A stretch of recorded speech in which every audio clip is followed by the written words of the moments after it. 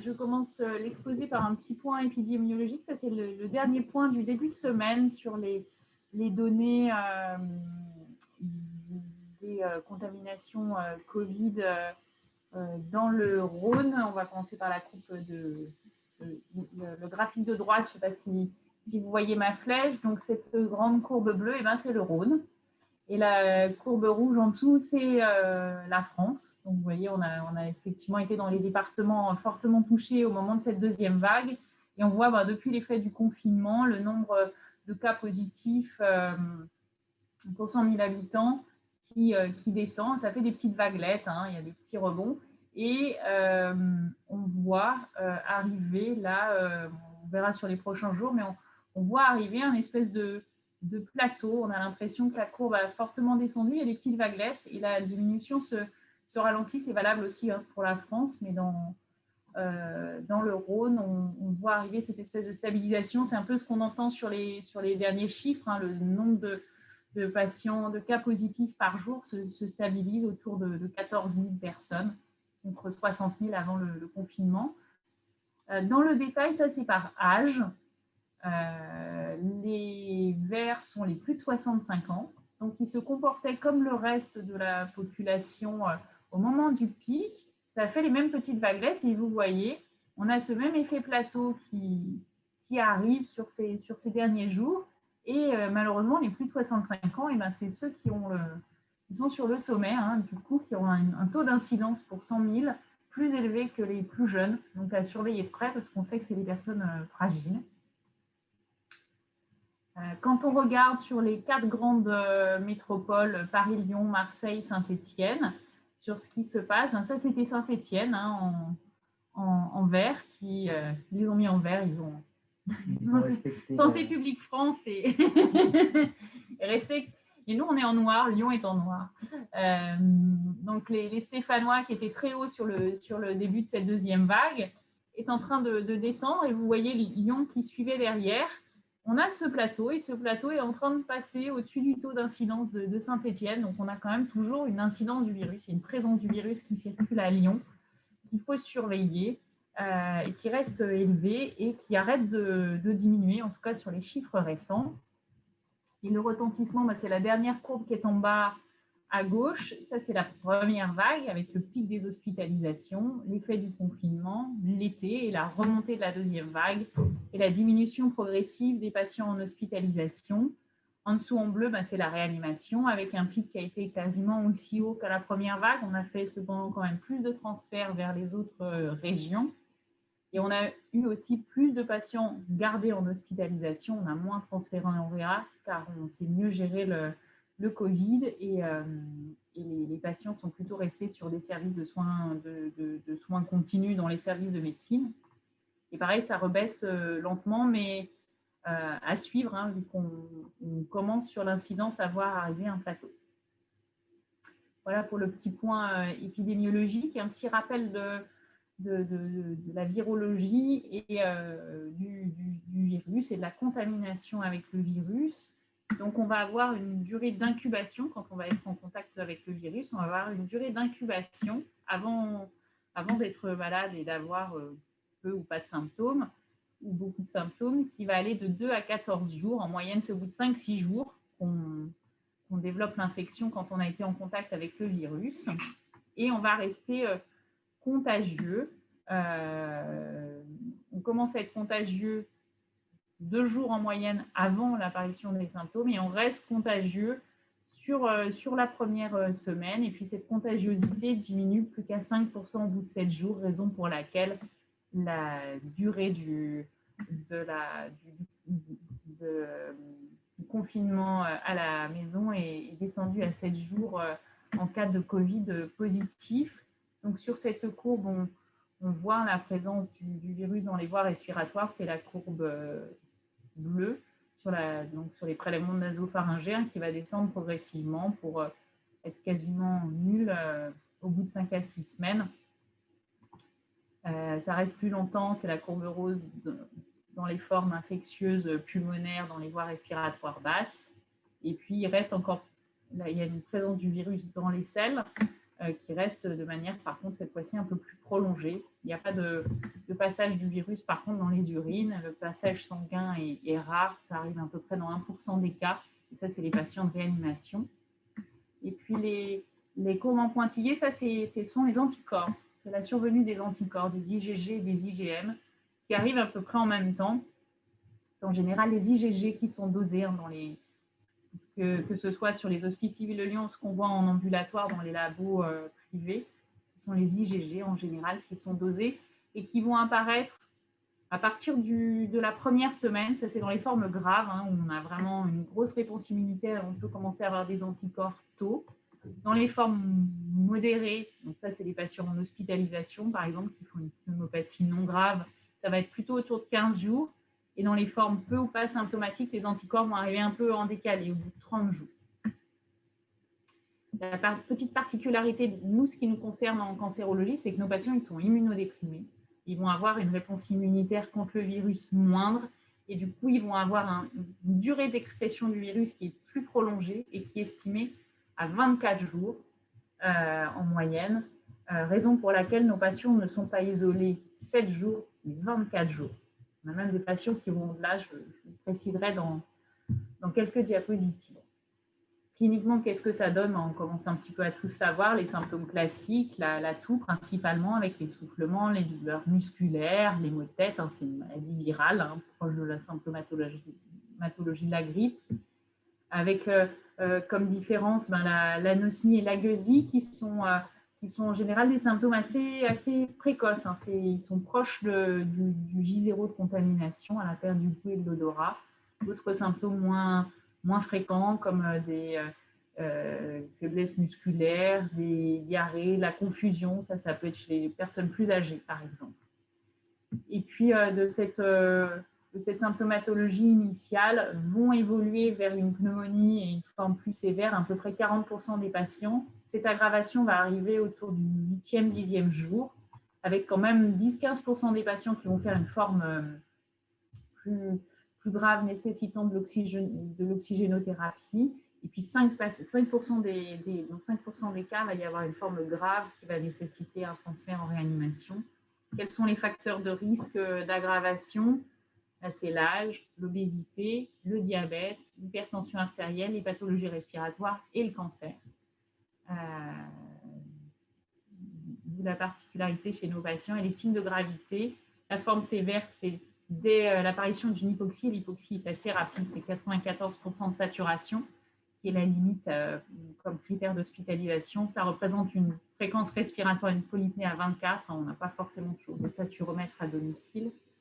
Et les critères de réa, c'est dès une exogénodépendance à 6 litres minute pour avoir une SAT à 95%, dès une polypnée à 30 par minute. C'est des critères de réa. Comment est-ce qu'on fait le diagnostic de la Covid? C'est la RT-PCR que l'on connaît tous et toutes, avec une sensibilité de 70%. À peu près, sa sensibilité va diminuer avec le temps. Comme je vous disais tout à l'heure, l'expression du virus diminue au fur et à mesure du délai d'infection. Arrivent aussi actuellement les fameux tests antigéniques qui ont l'avantage d'être rapides, mais par contre ont le désavantage d'être moins sensibles. Et ce qui est aussi important de connaître avec ces tests antigéniques, c'est que non seulement ils vont nous faire des faux négatifs parce qu'ils sont moins sensibles, mais ils ont aussi des faux positifs. Donc, ces tests sont pratiques pour le dépistage rapide, mais les résultats sont à prendre avec précaution et demandent parfois de faire des PCR de contrôle.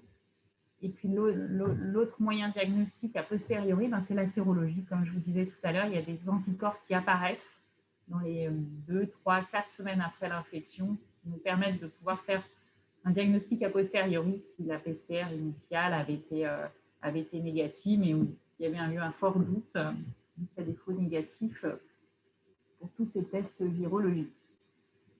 Et en plus de ces tests diagnostiques, comment est-ce qu'on peut aussi diagnostiquer une infection à Covid-19? C'est sur le scanner, avec ces images scanographiques qui vont évoluer au cours du temps, avec de manière assez typique ces images qu'on appelle en vert dépoli, qui apparaissent principalement dans les lobes inférieurs, qui sont sous la plèvre, comme on le voit ici, qui vont petit à petit se condenser de plus en plus jusqu'à donner des images alvéolaires et des petites images fibrosantes, comme ça, qui apparaissent au cours du temps. Donc, pour les quelques cas où on a une PCR qui est faussement négative, on peut se rattraper au niveau du diagnostic avec le scanner quand les symptômes sont évocateurs.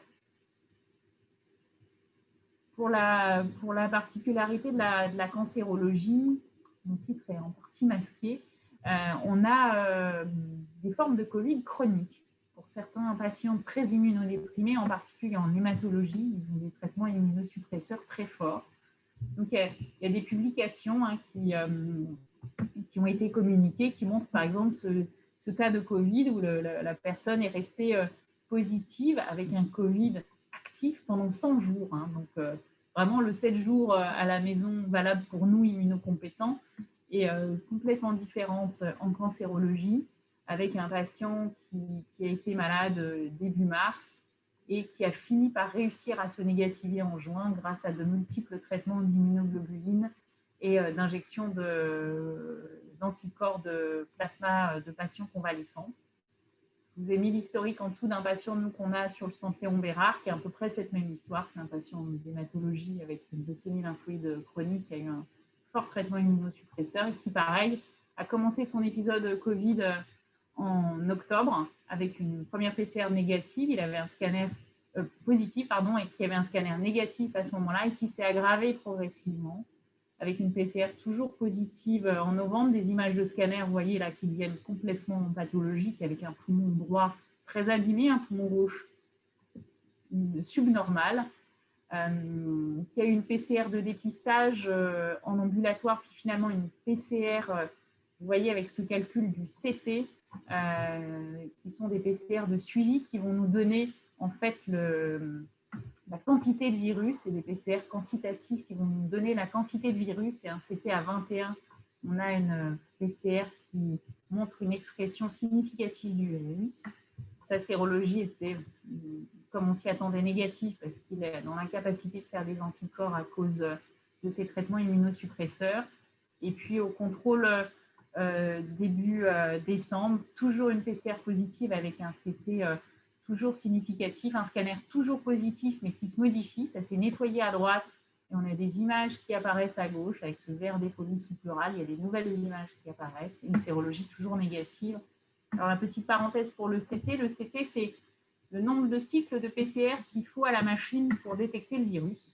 Donc plus elle va avoir besoin de faire des cycles de PCR pour détecter le virus, et moins il y en a. Donc, sur les HCL, le nombre de cycles est de 50. Donc, quand le CT sort en dessous de 33, c'est qu'il y a une expression significative. Et donc, plus c'est bas, plus c'est fort. Donc, une CT entre 15 et 20, c'est des expressions très fortes. Et à partir de 33, 37, c'est une expression qui est plus modérée. Et au-delà de 37, c'est une expression où c'est plus du génome résiduel et où il n'y a plus d'expression virale significative et où la PCR est rendue négative. D'où l'importance de ces PCR quantitatives dans certains cas. L'autre particularité dans le cancer, c'est que c'est un facteur de risque, de gravité, avec une mortalité très élevée chez nos patients, de 13 à 35% selon les études. La mortalité globale du Covid dans la population générale, c'est 0,5 à 1%. Deux séries que je vous présente auxquelles ont participé le centre Léon Bérard, une grande cohorte française de 800 patients, où il y avait 21% de décès des patients Covid. Ils étaient majoritairement des cancers digestifs. Il y avait 22% de cancer du poumon dedans. Et une cohorte que sur le cancer du poumon qui est internationale, celle-ci, qui a regroupé 1000 patients, et de cumuler une pathologie respiratoire avec le Covid, ça fait pas bon ménage, et il y avait 32% de décès dans cette étude. Qu'est-ce qui fait le risque de décéder pour les patients? C'est un cancer qui est progressif, c'est un mauvais état général, c'est bien entendu d'avoir les autres comorbidités du Covid, c'est d'avoir eu aussi des corticoïdes préalables à leur épisode Covid, d'avoir des corticoïdes au long cours pour du métacérébral, pour une carcinose, pour quoi que ce soit aussi, c'est péjoratif. Ça favorise la gravité des sous-chimiaux, même s'il y a une différence qui n'est pas significative. Les autres thérapies n'influencent pas. On en entend beaucoup parler pendant la deuxième vague avait moins entendu pendant la première, mais ça, c'est les résultats de la première. Ce qui est aussi péjoratif pour nos patients, c'est que du coup, on les traite moins de leur cancer pendant la période Covid, parce que pendant le pic, on est submergé, les services de soins sont submergés par le Covid, les patients consultent moins, osent moins, et puis nous, on ferme un certain nombre d'activités. Donc ça, c'est l'estimation de l'Institut Gustave Roussy suite à la première vague. C'est leur activité habituelle. Le bleu, c'est 2019, le rouge, c'est 2020. C'est leur activité habituelle au printemps. Et là, c'était le premier confinement, la première vague. Donc, on voit la chute d'activité sur mars qui reprend ensuite lentement. Avec ce que ça représente en termes de diminution, c'est principalement la chirurgie qui ont été impactées avec une diminution de 20% de l'activité chirurgicale. Et tout ça a permis, sur des modèles statistiques, d'estimer la surmortalité du cancer à cause du défaut d'accès aux soins pendant la première vague Covid de 2 à 5% à 5 ans, ce qui est énorme. Et puis, pour finir l'exposé, brièvement sur les traitements, on n'en a pas beaucoup. On a soit des essais qui ont essayé de trouver des antiviraux, donc il n'y a aucun antiviral qui a montré son efficacité dans le Covid, malheureusement, malgré plusieurs molécules pressenties. Et on joue actuellement plutôt sur ce qu'on appelle la réponse immunitaire, la mauvaise réponse immunitaire face au Covid, l'emballement du système immunitaire. Quand on regarde qu'est-ce qui se passe chez un patient Covid grave en réanimation et qu'on regarde l'interleukine 6, l'interleukine 6, c'est nos cytokines pro-inflammatoires, ce fameux orage cytokinique qui peut s'emballer dans les formes graves du Covid, et ben on voit que ça monte significativement chez les patients qui font un Covid grave en réa, ça reste bas chez ceux qui font un Covid peu grave, et une pneumopathie bactérienne grave en réa, on voit pareil qu'il n'y a pas cet orage cytokinique. Donc le seul, comme je vous disais, les antiviraux, aucun de validé. Donc les seules choses qui marchent, c'est les immunomodulateurs, et c'est tout bêtement la cortisone qu'on connaît bien nous en cancéro, c'est la dexaméthasone. C'est le seul médicament qui a montré son effet sur la mortalité. On utilise en recours justement un anti-IL6, le tocilizumab, qu'on connaît aussi très bien en cancéro. Et puis comme je vous l'expliquais pour les Covid chroniques, sur des cas particuliers, l'utilisation de plasma convalescent et de perfusion d'anticorps. Voilà en détail les résultats d'efficacité sur la mortalité pour la dexaméthasone. On voit une nette réduction de la mortalité pour les patients en réanimation. Ça passe de 41 à 29%. Il y a toujours un effet chez les patients qui sont oxygénodépendants en hospitalisation avec une diminution de 26 à 23%. Il n'y a pas d'effet par contre chez les patients qui font une forme de Covid non grave, non symptomatique, peu symptomatique et qui n'ont pas besoin d'oxygène. C'est même probablement plutôt délétère, puisque c'est plutôt vers le carré et plutôt vers le côté soins sans corticoïdes. Et puis, dans les traitements du Covid, il y a aussi la prévention du risque de thrombose et d'embolie pulmonaire, qui est très important. Il y a des décès par embolie pulmonaire. Et puis, l'optimisation de la ventilation et de l'oxygénation. Ce qu'on a appris de la première vague, c'est qu'il fallait essayer de ne pas mettre les patients sous assistance respiratoire si on pouvait, utiliser les systèmes d'oxygénothérapie à haut débit, comme les Optiflow, qui sont ici en photo. Donc, tout ça a permis de réduire quand même la mortalité actuellement. La recherche est toujours en cours, donc 2 essais cliniques sont ouverts sur le Santé en Bérard. L'essai en Covid-21, qui est un essai clinique qui évalue une technique de dépistage par PCR un peu plus poussée pour essayer d'avoir justement moins de faux négatifs. Et puis un essai clinique qui évalue différentes stratégies thérapeutiques avec l'utilisation de molécules d'immunothérapie en particulier. Voilà, donc en conclusion, comment est-ce qu'on prend en charge le Covid et le cancer sur le CLB? Comme je vous disais tout à l'heure, on isole nos patients et on les isole longtemps, 24 jours. On prend en charge en hospitalisation le Covid et ses complications avec les traitements dont je vous parlais. On fait surtout la prise en charge oncologique de nos patients malgré leur Covid+. Donc, on essaye de reprendre dès qu'on peut les chimiothérapies quand celles-ci sont en cours pour retarder le moins possible les traitements. On fait des RCP ensemble toutes les semaines pour nous guider. Et puis, malheureusement, il y a aussi beaucoup de parts palliatives parce que c'est une maladie grave avec un taux de mortalité élevé chez nos patients. Donc, on a malheureusement aussi beaucoup de décès. Donc, on accompagne les patients et les familles.